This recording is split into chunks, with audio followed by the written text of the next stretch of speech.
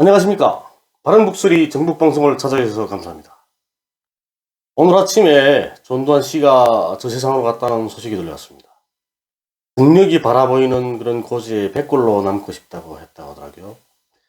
그래도 떠나가기는 싫은가 봅니다. 요즘은 그 연희동의 죽음의 그림자가 들인 것 같습니다.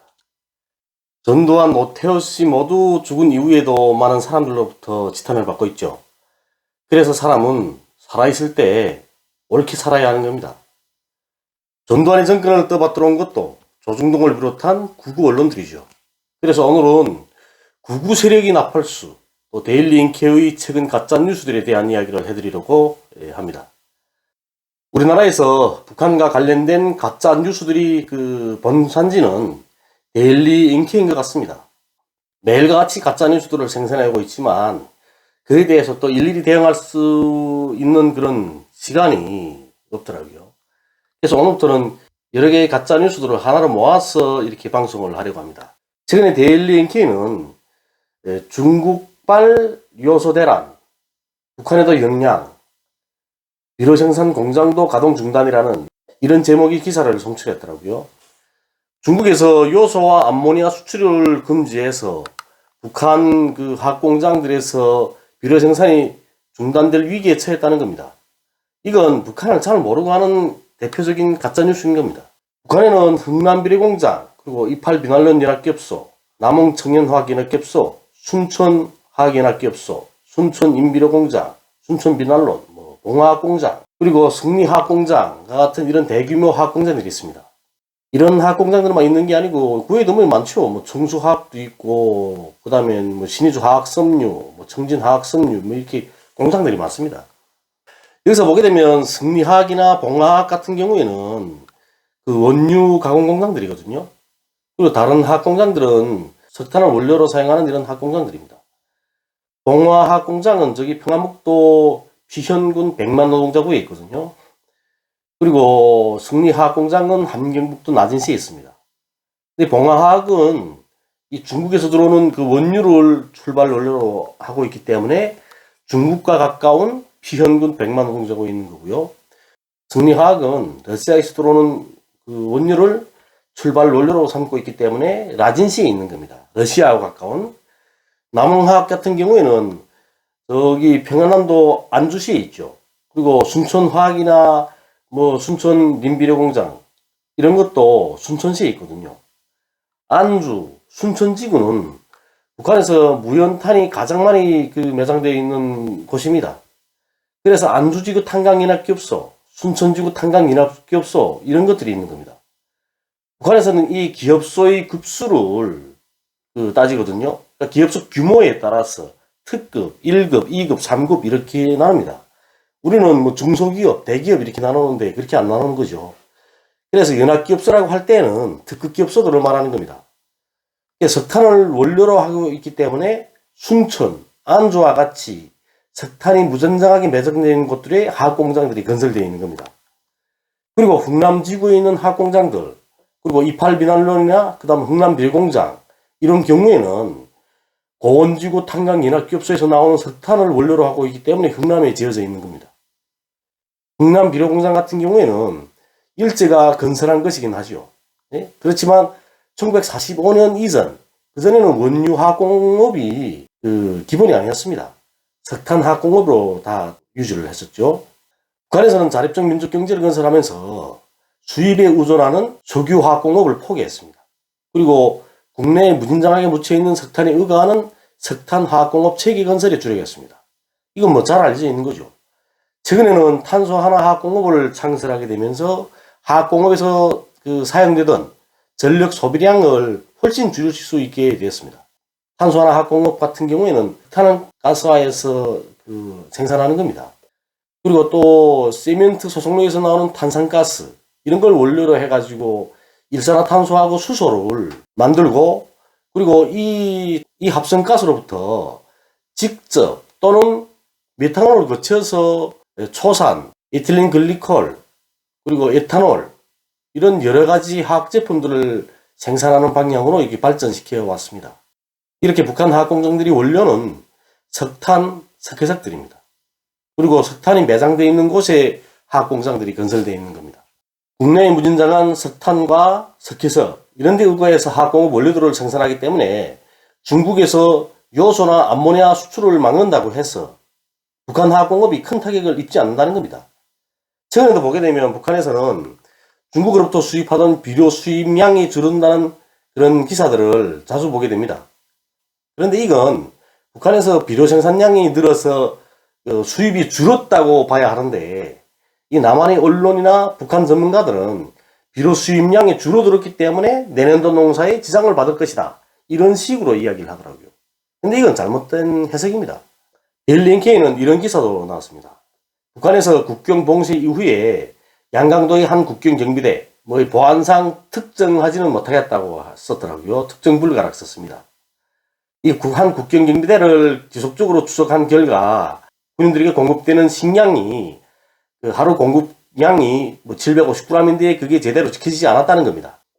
인민군에서 1인당 식량 공급 규정량은 800g입니다. 그런데 750g이라고 하고 있죠. 이게 잘못된 겁니다. 데일리 NK는 국경경비대의 보안도 지금 신경을 쓰고 있는 거 아닙니까? 어느 곳에 있는, 양강도 어느 곳에 있는 국경경비대다 이렇게 딱 찍으면 될 걸, 그럼 무슨 국경경비대 보안까지 지켜줄 일은 없는 거죠. 여튼 일단 이 부대에서는 지난 3월부터 9월까지 식량 공급 규정량을 500g으로 줄였다가 10월부터 다시 600g으로 늘렸고, 또 올해 1월에는 또 500g으로 또 줄였다가 4월부터 8월까지는 식량이 전혀 공급되지 않았다고 합니다. 그나마 지난 9월에 들어서서는 식량을 공급해주기는 했는데 400g 밖에 하지 않았다는 거죠. 상부에서는 어떤 방법을 써서라도 사관 1인당 20kg씩 식량을 구해오라 했다는 거죠. 그래서 국경경비대 군인들이 인민들한테서 식량을 빌려가는 일도 생겼다고 합니다. 북한에서 농민들이 가을 거대를 하게 되면 제일 먼저 군량미부터 바칩니다. 군량미를 바친 다음에라야 분배를 할 수 있는 거죠. 군량미 수매 정령에 대해서는 당 군사위원회에서 총괄을 합니다. 그리고 부대들에서도 군인들한테 다 식량을 제대로 공급하지 못하면 지휘관들, 후방일꾼들이 군사재판에 해버립니다. 인민군에서는 원래 국수를 급식시키지 못하게 되어 있거든요. 왜냐하면 인민군의 식량 공급 규정은 쌀로 타산되어 있습니다. 쌀 800g 이렇게 되어 있단 말이에요. 그런데 국수는 쌀이 아니지 않습니까? 그러니까 국수를 급식시키게 되면 위법이었던 겁니다. 그래서 국수를 급식시키는 경우에는 1인당 2그릇씩 쪄야 했습니다. 그런데 1인당 800g을 공급해야 될 식량을 400g씩, 500g씩, 600g씩 공급하는 건 이건 범죄인 겁니다. 그러면 후방일꾼들, 그리고 지휘관들이 모두 군사법정에 서야 되는 겁니다. 북한에는 정자가 들어간 부분이 두 개 있습니다. 량정과 재정. 량정은 식량, 재정은 돈을 의미하는 거죠. 근데 식량과 돈은 곧 정치인 겁니다. 그래서 양정, 재정이라고 부르는 거죠. 데일리 NK는 인민군에서 또 전군 우편물 취급 상태를 검열했다는 그런 내용의 기사도 실었더라고요. 평양시에 있는 군 소식통이 전한 바에 의하면 이렇게 썼습니다. 그래서 전군 우편물 취급 문제에서 나타나는 폐량들을 바로잡을 때 대한 총정치국 지시문이 무력총사령관의 명령에 따라서 지난 13일에 하달됐다, 이러는 거거든요. 그러면서 이달 초에 평양시 주둔 군단, 사령부 우편소들에 대한 총정치국의 무작위 검열에서 정찰총국 지휘부 직속 우편소 소장 대이라고 합니다. 기통수 12명이 문제시돼서 노동연대에 보내주는 일이 벌어지게 됐다, 이러면서 무력총사령관의 명령이 하달됐다는 겁니다. 북에서는 무력총사령관이라는 말을 쓰지 않습니다.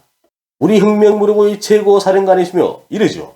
이렇게 총사령관이라는 말을 안 씁니다. 그런데 군에서 봉부하는 소식통이 소식을 전한다면서 무력총사령관이라고 말했다는 거 아닙니까? 그럼 이건 웃기는 거죠. 그리고 인민군에서는 우편물을 관리하는 곳을 수발소라고 부릅니다. 전 병사 시절에 저기 평안북도 동인군에 위치한 이런 땅크 부대에서 복무했었습니다. 한 8개월 정도는 제가 그 장탄수로 땅크를 탔었고요. 그리고 그 이후에는 삼방송 중개수, 기통수 이런 임무를 수행했습니다. 현재 직무는 장갑차 기관총수였죠. 그런데 비편제로 장갑차 기관총수한테다가 대대 기통수, 삼방송 중개, 텔레비전 중개 이런 걸 맡긴 거죠. 아마 데일리 NK 같은 경우에는 북한에선 우리말을 살려 쓴다. 이런데 그 집중하다 나니까, 그리고 또 우편물을 관리하는 곳이다. 이렇게 하니까 우편소라는 말을 만들어낸 것 같습니다. 아까도 얘기했지만 인민군에서 우편물을 취급하는 곳은 수발소라고 부릅니다. 그러니까 원래 정찰총국 우편소라고 부르는 게 아니고 정찰총국 수발소라고 불러야 되는 거죠. 그리고 또 정찰총국 수발소라고 해도 비밀에 속하는 서류들은 수발소로 통하지 않고 기통수들이 직접 전달합니다. 그런 문건들을 보곤 직접 전달 문건이라고 하죠. 우리 남한어로 말하게 되면 등기로 붙인 우편물은 본인에게 직접 전달하지 않습니까? 그리고 사인을 받죠. 그러니까 이렇게 하는 걸 우리는 직접 전달 문건이라고 합니다. 그렇기 때문에 우리 대대에서 군단 참모부, 군단 정치부에 보내는 문건은 제가 직접 군단 참모부, 군단 정치부, 군단 보위부에 들어가서 문건을 직접 전달을 하는 거죠. 이게 데일리 NK 그 북한군 소식통이라는 건 인민군에서 사용하지도 않는 용어를 사용하는 사기꾼 소식통인 겁니다. 남한에 와서 제가 제일 웃긴 게 뭐였냐면, 그러니까 북한이 발표나 자료들은 전혀 믿지 않는 겁니다. 그러니까 실리 들어서 일반적으로 뭐 중국을 그 연구하는 학자다 하게 되면 중국 정부에서 발표한 자료들이나 중국의 자료들을 가지고 연구를 하죠. 그런데 북한에 대해서는 다릅니다. 북한에서 발표한 자료들은 다 이건 거짓말이야. 이건 선전용이야. 이렇게 믿지 않고, 그리고 또 그 탈북자들이나 데일리 NK 같은 이렇게 확인할 수도 없고 확인되지도 않는 그런 자료들만 믿고 방송을 하고 연구를 하고 논문을 쓰고 하는 겁니다. 또 어떠냐면 사촌 집사면 배합한다 하죠. 그런 마음인 것 같습니다. 북한이 잘 된다고 하면 모두 싫어하시더라고요. 이런 생각들을 가지고 계시면서 통일을 이야기하시니까 정말 힘든 겁니다. 앞으로는 북을 연구하거나 북쪽의 주장을 들어보거나, 그리고 또 우리 탈북자들이 주장을 들어볼 때 제일 우선적으로는 그렇게 생각하는 게 좋을 것 같습니다. 저 북쪽도 사람이 사는 세상이다. 그리고 탈북자들이, 그리고 또 데일리 NK나 이런 구구 성향이 언론들에서 주장하는 북한의 실태, 여기에 대해서 판단을 하실 때면, 저기도 사람이 사는 세상인데 그럴 수 있을까? 이렇게 의심해 보시는 게 좋을 것 같습니다. 오늘 방송을 구독해 주셔서 감사합니다.